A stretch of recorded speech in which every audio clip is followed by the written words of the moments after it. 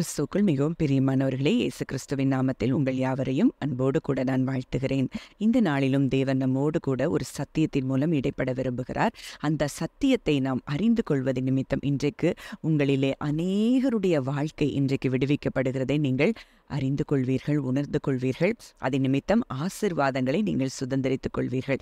அப்போ இன்றைக்கு எதை குறித்து நம்ம தியானிக்க போகிறோம்னா, இன்றைக்கு சாபத்தை குறித்து நம்ம தியானிக்க போகிறோம். அப்போ இன்றைக்கு வாழ்க்கையில இதை கேட்கிறவங்கள பலர்ல பரம்பரையா சில காரியங்கள் தொடர்ந்து கொண்டிருக்கலாம். மரணங்கள் ஒரே வயதுல சம்பவித்து கொண்டிருக்கலாம்.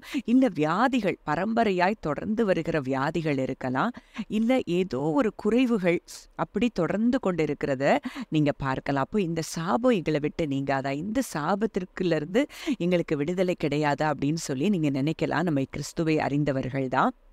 ஆனா அந்த சத்தியத்தை அறியாதது நிமித்தம் நம்ம என்ன செய்கிறோம், இன்னும் அப்படிப்பட்ட சாபத்துக்குள்ளே இருக்கிறோம். அதுதான் ஓசியா 4:6 நம்ம பார்க்குறோம். என் ஜனங்கள் அறிவில்லாமையினால் சங்காரமாகிறார்கள். அப்போது இன்றைக்கு சத்தியத்தை குறித்த அறிவு நமக்கு இல்லாததுனால தான் இப்படிப்பட்ட சாபங்களுக்குள்ள இன்னும் என்ன செய்கிறோம், நம்ம வாழ்ந்து கொண்டு இருக்கிறோம். இன்றைக்கு தேவன் நம்முடைய கண்களை திறக்க விரும்புகிறார். ஒருவேளை இதை நீங்கள் கேட்பீங்க அப்படின்னா, இது உங்களுக்கு ஆசீர்வாதமாக இருக்கும்னா, இதை போல பிரயாணம் பண்ணி கொண்டிருக்கிற வாழ்க்கையில் இப்படிப்பட்ட போராட்டங்களோடு போய்கொண்டு இருக்கிற மற்றவர்களுக்கும் இதை நீங்கள் ஷேர் பண்ணுங்க. அவங்க வாழ்க்கையிலையும் ஒரு பெரிய விடுதலையை தேவன் இன்றைக்கு தர விரும்புகிறார். அப்போது இன்றைக்கு ஆசீர்வாதம்னா என்ன, சாபம்னா என்ன?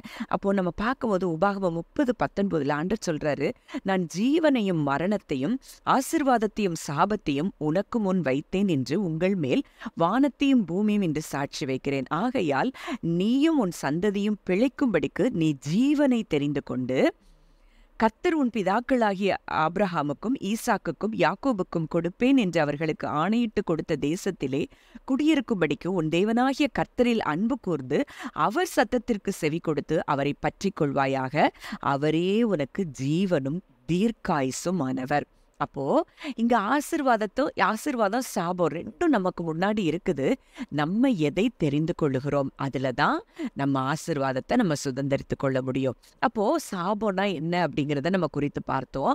ஒருவேளை இப்போ நம்ம மூதாரை, நம்ம தாத்தா இல்லை அதுக்கு முன்னாடி உள்ள பூட்டை இவங்கெல்லாம் சொத்து சேர்த்து வைத்திருந்தாங்கன்னா அவங்களுடைய பின்னாடி பரம்பரை வரைக்கும் அது என்ன செய்து வருது. அதே போலதான் அவர்கள் செய்த ஏதோ ஒரு காரியம் இன்றைக்கு பரம்பரையாக தொடர்ந்து கொண்டிருக்கலாம். ஆனா இன்றைக்கு தேவன் அதை சிலுவையில் முறித்திருக்கிறார் என்ற சத்தியத்தை நம்ம அறிந்து கொள்ளும் போது அந்த சாபங்கள் இன்றைக்கு நம்ம வாழ்க்கையில முறிக்கப்படும். அதை அறிந்து கொண்டா போதும் நமக்கு விடுதலை.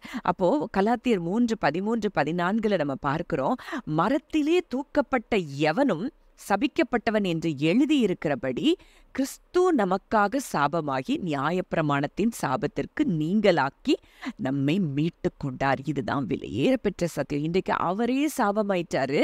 இன்னைக்கு நம்ம மேல இருக்கிற சாபம் எல்லாம் அவர் மேல போயிருச்சு. இனி என் வாழ்க்கையில அந்த சாபம் கிடையாது அப்படின்னு சொல்லி நீங்க விசுவாசிக்கும் போது, அது என்ன வியாதிகளா இருந்தாலும், பரம்பரை வியாதிகளா இருந்தாலும், என்ன சம்பவமா இருந்தாலும் அது என்ன செய்யாது, இனி நம்மை அது தொடராது அப்படிங்கிறத நம்ம அறிந்து கொள்ளணும். அப்போ இன்றைக்கு சாபம் அப்படின்னு சொல்லி உபாகமம் 28 அந்த நியாயப்பிரமாணத்தை மீறுகிறவர்களுக்கு ஒரு மிகப்பெரிய ஒரு சாபம் சொல்லப்பட்டிருக்கு. பட்டணத்துல சபிக்கப்பட்டிருப்பாங்க, வெளியில சபிக்கப்பட்டிருப்பாங்க, கர்ப்பத்தின் கனி சபிக்கப்பட்டிருக்கும், நிலத்தின் கனி, மாடுகளின் பெருக்கம், இது எல்லாம் சபிக்கப்பட்டிருக்கும்.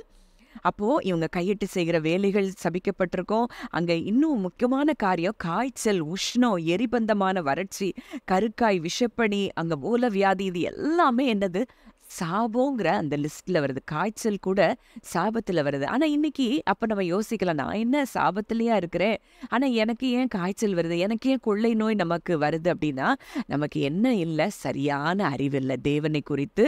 அவர் என் சாபத்தை சுமந்துட்டாரு, அதனால இது என்னை தொட முடியாது அப்படிங்கிற அந்த அறிவு இல்லாததுனால தான் நம்ம பல நேரங்கள்ல சத்துருவுக்கு இடம் கொடுத்து அந்த பலவீனங்களை நம்ம சரீரத்துல என்ன செய்றோம்? பெற்றுக்கொள்றோம். இன்றைக்கு இது எல்லாவற்றையும் தேவன் என்ன செஞ்சுட்டாரு? இந்த சாபங்கள் எல்லாவற்றையும் சிலுவையில சுமந்துட்டாரு. இது எனக்கோ, என் குடும்பத்திற்கோ, என் பிள்ளைகளுக்கோ இது வராதுன்னு சொல்லி நீங்க விசுவாசிச்சு அதை அறிக்கையிடும்போது அந்த சாபங்கள் இன்றைக்கு உங்க வாழ்க்கையில முறிக்கப்படுகிறதை நீங்கள் பார்ப்பீர்கள். ஒருவேளை நீங்க கையிட்டு செய்கிற வேலைகள்ல, பிசினஸ்ல ஒரு பெரிய பெருக்கம் இல்லாம ஒரு ஒரு ஒரு கடன்களுக்குள்ளேயும் ஒரு கட்டுகளுக்குள்ளேயும் நீங்க இருந்து கொண்டே இருப்பீங்கன்னா, இன்றைக்கு இதை விசுவாசித்து இதை நீங்க சொல்லுங்க. ஏன் சாபத்தை சிலுவையில சுமந்துட்டாரு? இதனால எனக்கு ஆசீர்வாதம் தான். அதனாலதான் அந்த கலாத்தியர் 3:14 பார்க்கிறோம். புறஜாதிகளுக்கு, அதாவது ஆபிரகாமுக்கு உண்டான ஆசீர்வாதம் புறஜாதிகளுக்கு வரும்படியாக விசுவாசத்தின் மூலம் இந்த ஆசீர்வாதங்கள் எல்லாம், ஆபிரகாமின் ஆசீர்வாதங்கள் நமக்கு வருதாம். அப்ப அவர் நம்முடைய சாபத்தை சுமந்ததுனால, இன்றைக்கு நம்ம இயேசு கிறிஸ்துவை விசுவாசிக்கிறதுனால இந்த ஆசீர்வாதங்கள், ஆபிரகாமுக்கு உண்டான எல்லா ஆசீர்வாதங்களும் இன்றைக்கு நமக்கு சொந்தமாகிறதுன்னு விசுவாசிக்க ஆரம்பிக்கும் போதே அந்த ஆசீர்வாதங்கள் எல்லாம் உங்களை தொடர ஆரம்பிக்கும். மேலும் நம்ம பார்க்கிறோம், எதெல்லாம் சாபம்னு சொல்லப்பட்டிருக்கு வேதத்துல. சில பகுதிகளை நம்ம தியானிச்சு நம்ம எப்படி இருக்கணும்னு சொல்லி தேவன் விரும்புகிறாருங்கிறத பார்க்க போகிறோம். நீதிமொழிகள் 17:13 பார்க்கிறோம், நன்மைக்கு தீமை செய்கிறவன் எவனோ அவன் வீட்டை விட்டு தீமை நீங்காது. அப்போ இதுல நம்ம ரொம்ப கவனமா இருக்கணும். நமக்கு யாராவது ஒரு நன்மை செஞ்சாங்கன்னா நம்ம நிச்சயம் அவங்களுக்கு என்ன செய்யக்கூடாது? தீங்கு செய்யக்கூடாதுன்னு இதுல சொல்லப்பட்டிருக்கு. ஒருவேளை நம்ம மூதாதையர் அப்படிப்பட்ட காரியங்களை செய்தது நிமித்த சாபம் வந்திருந்தாலும் அதையும் இயேசு கிறிஸ்து சிலுவையில இன்றைக்கு நமக்காக முடித்திருக்கிறார். இன்றைக்கு நாம் இந்த காரியத்தை செய்யாதபடி நம்மை காத்துக்கொள்ள வேண்டும் என்று சொல்லி தேவன் விரும்புகிறார். அடுத்ததா எரேமியா 17:5 மிக முக்கியமான வசனம். மனுஷன் மேல் நம்பிக்கை வைத்து மாம்சமானதை தன் புயபலமாக்கி கொண்டு கர்த்தரை விட்டு விலகுகிற இருதயமுள்ள மனுஷன் சபிக்கப்பட்டவன் என்று கர்த்தர் சொல்லுகிறார். அப்ப மனுஷன் மேல நம்பிக்கை வச்சு, அப்போ மனுஷன் சொல்ற காரியம், இன்னைக்கு மீடியால எத்தனையோ நியூஸ் வருது, இன்னைக்கு எத்தனையோ ரிப்போர்ட்ஸ் உங்க கையில வரலாம், இன்னைக்கு உங்க சூழ்நிலைகள் எத்தனையோ ரிப்போர்ட்ஸ் சொல்லலாம். அதை எல்லாம் நீங்க யார் மேல வைக்கிற நம்பிக்கை? மனுஷன் மேல வைக்கிற நம்பிக்கை. ஆனா கர்த்தரை விட்டு விலகுகிற இருதயம் உள்ள மனுஷன். அப்ப கர்த்தர் என்ன செய்திருக்கிறார், அவர் எனக்காக என்னெல்லாம் கொடுத்திருக்கிறார்னு சொல்லி அதை நினைக்காம, அதை விசுவாசிக்காம உலகத்தையும் உலகத்தில் உள்ள காரியங்களிலும் நம்ம செவி சாய்க்கும் போது அங்க என்ன வருதான்? அவன் சபிக்கப்பட்டிருப்பான் அப்படின்னு சொல்லி வேதம் சொல்லுது. அப்ப இன்றைக்கு நம்ம எதை சார்ந்திருக்கிறோம்? யாரை சார்ந்திருக்கிறோம்? யாருடைய வார்த்தையை சார்ந்திருக்கிறோம்? யோவான் 17:17 நம்ம பார்க்கிறோம், அவருடைய வசனமே சத்தியம் என்று சொல்லி வேதம் சொல்லுது. அப்ப இன்றைக்கு அவருடைய வார்த்தையை விசுவாசிக்கிறோமா? அதை தவிர மனுஷங்க சொல்றது, வாழ்க்கையில நடக்கிறது, இதெல்லாம் நம்ம தியானிக்கும் போது, அதை யோசிக்கும் போது, அதை மெடிடேட் பண்ணும்போது அந்த காரியங்கள் நம்ம வாழ்க்கையில நடக்குது.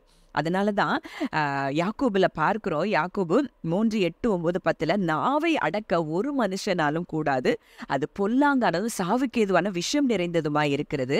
அதனால தேவனை துதிக்கிறோம், தேவனுடைய சாயலின்படி உண்டாக்கப்பட்ட மனுஷனை சபிக்கிறோம். என் சகோதரர் இப்படி இருக்கல் ஆகாது, துதித்தலும் சபித்தலும் ஒரே நாவல இருந்து புறப்படல் ஆகாதுன்னு சொல்லி அங்க சொல்லப்பட்டிருக்கிறத பார்க்கிறோம். அப்ப இன்றைக்கு நம்ம நாவல இருந்து சபிக்கிற ஒரு வார்த்தை கூட வெளியில வரக்கூடாது. ஏன்னா அங்க சொல்லுது, 1 பேதுரு 3 நம்ம பார்க்கிறோம், தீமைக்கு தீமையும் உதாசனத்துக்கு உதாசனத்தையும் சரி கட்டாமல் அதற்கு பதிலாக நீங்கள் ஆசீர்வாதத்தை சுதந்திரித்துக் கொள்ளும்படி அழைக்கப்பட்டவர்கள் என்று அறிந்து ஆசீர்வதிங்கள். நம்ம ஆசீர்வாதத்தை சுதந்திரிக்க அழைக்கப்பட்டவர்னு சொல்லி நம்ம ஆசீர்வதிக்கணுமே தான் ஒழிய யாரையும் நம்ம சபிக்க முடியாது.